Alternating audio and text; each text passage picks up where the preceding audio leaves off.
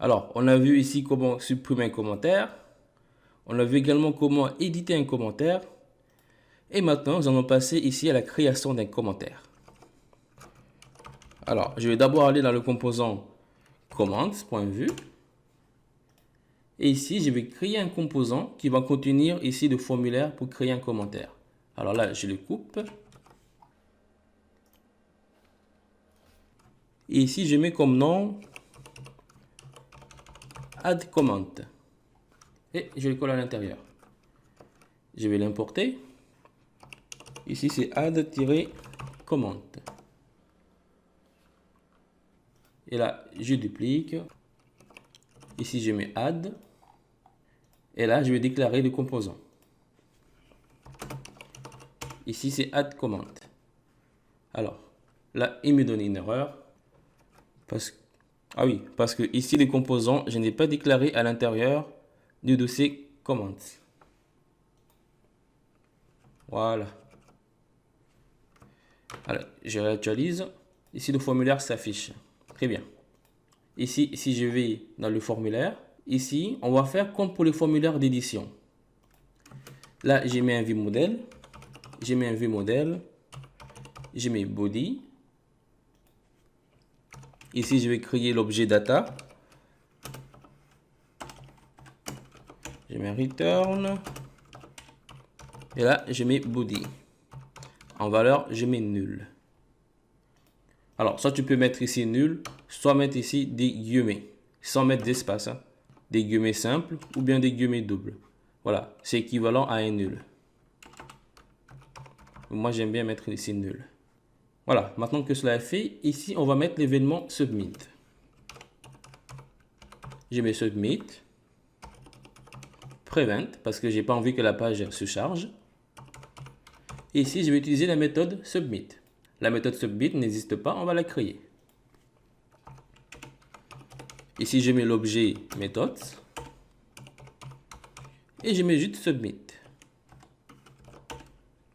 Et là, pour tester, je mets aussi un alerte. Et je mets n'importe quoi. Et je réactualise. Et là, si je mets n'importe quoi, je clique. Très bien. Alors, on va encore utiliser Axios pour la requête HTTP. Je mets Axios. Et là, je vais utiliser la méthode post, puisque j'ai envie de créer un commentaire. Ici, en premier paramètre, il prendra un lien. Ici, je mets des backtips à l'intérieur.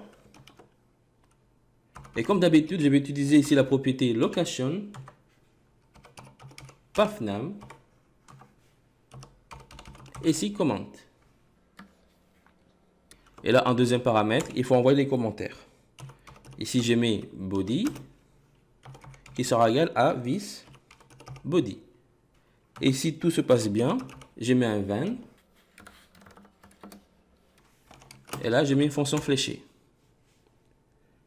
Ici, dans le when, je mets response. Et je vais faire un console.log de response. Voilà, là, on est prêt. Alors, normalement, ici, la route de type post, on l'avait déjà créée pour créer un commentaire. Si je vais ici dans web.php, ici, on avait déjà créé cette route-là. Du coup, on va réutiliser cette route. Mais par contre, si je vais dans le contrôleur, commence contrôleur, ici, on crée le commentaire et puis on fait un return de back. Mais ici, comme on utilise du JavaScript, on ne peut pas faire un return de back. Ce que je vais faire, je lui dis si c'est une requête. Là, je mets JSON.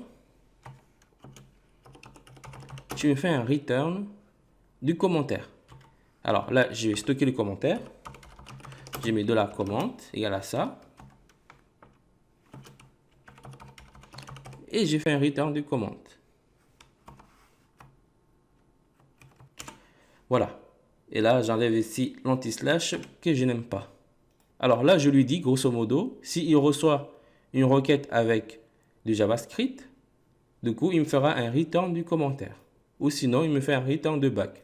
Ici, le back, c'est au cas où si j'utilise un formulaire normal. Mais comme ici, on n'utilise pas un formulaire genre normal comme d'habitude, du coup, ça sera cette condition-là qui sera respectée et non pas celui-ci. On va tester. Là, j'actualise. J'ouvre ici la console.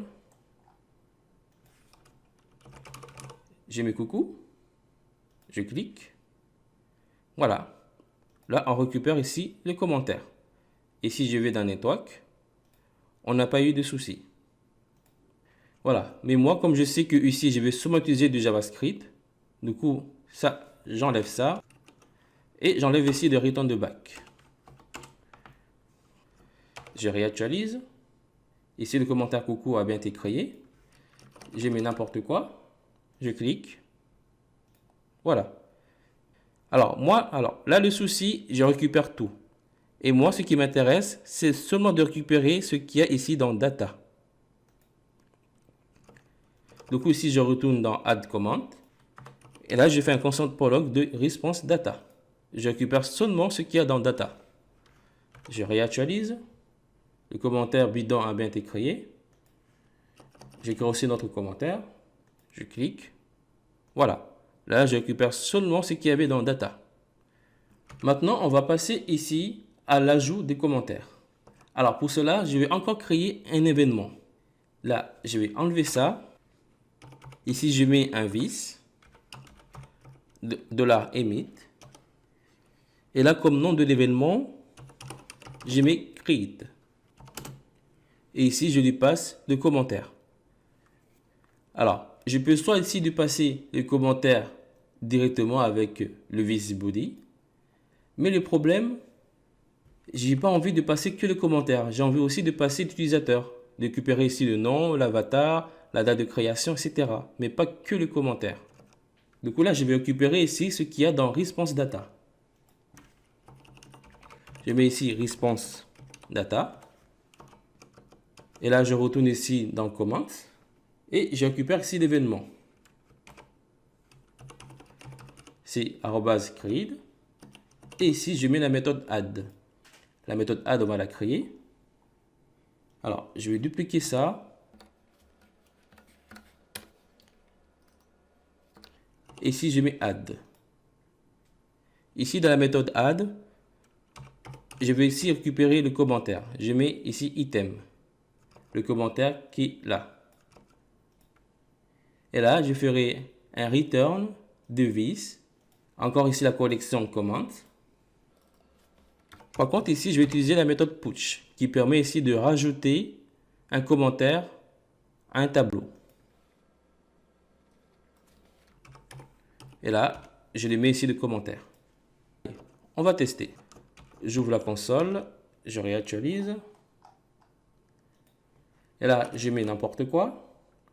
Je clique. Et là, j'ai un problème. Ici, il me dit qu'il n'arrive pas à récupérer les informations concernant l'utilisateur. Là, par exemple, il me dit qu'il ne peut pas récupérer l'avatar. Alors, parce que si je regarde ici dans Network, dans Comment, ici, je récupère que le commentaire, mais je ne récupère pas l'utilisateur. Je récupère ici la date de la création du commentaire, ici le body, mais je ne récupère ni l'avatar, ni le nom de l'utilisateur. Pour rectifier cela, je retourne ici dans le contrôleur Commands. Et ici, je vais faire une relation pour récupérer l'utilisateur. Mais je ne peux pas utiliser la méthode Weave. Parce que la méthode Weave, on l'utilise seulement quand je suis en train de récupérer des informations dans la base de données. Quand l'information n'est pas encore créée et que je suis en train de le récupérer, et puis après de l'afficher. Mais là, le souci, l'information est déjà stockée dans la base de données. Et là, je l'ai déjà récupérée. Ici, est stockée dans la variable comment. Du coup, à la place d'utiliser Weave, j'utilise ici la méthode load. Et là, je mets user. En gros, Weave, c'est avant ici d'afficher les informations, avant de récupérer les informations. Et load, quand l'information est déjà là. Du coup, c'est après avoir récupéré l'information. Et comme là, j'ai déjà récupéré les commentaires, ce qui veut dire que je dois utiliser la méthode load pour récupérer ici les utilisateurs. Allez, on va tester encore. Je réactualise. Et là, je mets hello. Je clique. Je vais ici. J'ai pas de souci. J'enlève ici la console. Et quand je descends, là, je vois hello qui apparaît. Voilà, c'est très bien. Mais moi, j'ai envie que le message apparaisse directement ici en haut, mais pas en bas. Et si je réactualise, là, je vois que le message apparaît directement en haut. Du coup, pour faire cela, je vais devoir ici utiliser une propriété computed. Alors, je retourne ici dans commands.vue. Et là, pour créer une propriété computed, je mets ici computed, l'objet computed. Et comme nom, je mets order by comment. Mais après, tu peux mettre ici le nom que tu veux. Alors, le rôle de cette propriété computed, c'est ici de reprendre ici les commentaires, la propriété comment, et de le remodifier pour le changer à une nouvelle propriété et de l'afficher ici. Et pour récupérer ici les commentaires en mode décroissant, je vais utiliser ici Lodash. Je fais un return de underscore. Ici, le underscore représente Lodash. Je mets la méthode orderBy. Et là, je vais lui mettre 3 paramètres. D'abord, je lui mets ici des commentaires. Je mets this comments. Et en deuxième paramètre ici, je mets created at. Comme ça va me récupérer ici les commentaires par ordre de date. Ici, je mets en mode décroissant. Je réactualise. Je mets ici salut. Je clique. Je clique. Et là, ça n'a pas marché. Si je descends ici, il y a 2 fois salut. C'est juste que ici, j'ai oublié de reprendre ici la propriété computed et de mettre là. Je reteste. Là, je mets ah ah ah. Je clique. Voilà. Ça apparaît. Et pour finir, après la création des commentaires, ici, j'ai envie de repasser les champs body à nul. Du coup, là, je vais dans add comment. Et ici, je lui dis que je veux que this body égale à nul. Je réactualise. Ici, je mets coucou. Je clique. Voilà, c'est passé à nul. Alors, et juste pour finir, ici, j'ai mis la propriété body. Je l'ai dit. Et juste avant de finir, ici, j'ai mis la propriété body. J'ai dit que là, la requête qui va recevoir la Laravel, ça sera une propriété. Je lui dis que là, la requête qui va recevoir la Laravel, ça sera une requête qui aura pour nom body et qui va contenir ici this body. Mais comme ici, la propriété s'appelle déjà body, et dans la base de données, le champ qui va contenir ici les commentaires s'appelle aussi body. Du coup, ce que je peux faire, là, j'enlève ça, et je mets un this de data. Ici, $data, c'est tout simplement toutes les propriétés qui vont se retrouver ici dans la méthode data. Ce qui veut dire que quand je vais soumettre pour créer un commentaire, la Laravel va regarder toutes les propriétés qui vont se retrouver ici dans l'objet data, dans la méthode data. Et il va regarder s'il y a une requête qui a pour nom body et il va prendre que body. Et pour les autres requêtes, il va les laisser tomber. Par exemple, juste pour tester, je mets par exemple name. Et là, je mets n'importe quoi. Allez, on va tester. J'ouvre ici la console. J'actualise. Là, je mets n'importe quoi. Je clique. Alors là, j'ai une erreur. Là, la Laravel me dit qu'il ne reconnaît pas le champ name. Parce que si, par exemple, ici, je vais dans le modèle comment, ici, j'ai mis la propriété guarded. Là, je lui demande d'autoriser tous les champs qu'il va recevoir, toutes les requêtes qu'il va recevoir. Là, je peux l'enlever et mettre ici fillable. Ici, dans fillable, je vais mettre seulement les champs que j'autorise à enregistrer dans la base de données. Ici, la user underscore ID. Il y a commentable underscore ID.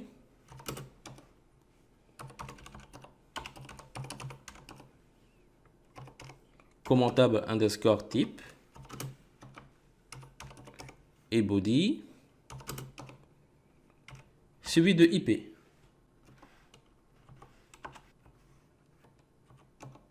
Cela veut dire que quand Laravel va recevoir des requêtes pour enregistrer ici des informations dans la base de données, il va regarder seulement les champs que j'ai autorisés.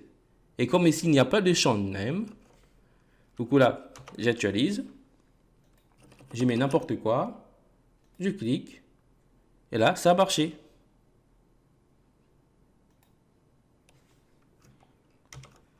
Là, je réactualise,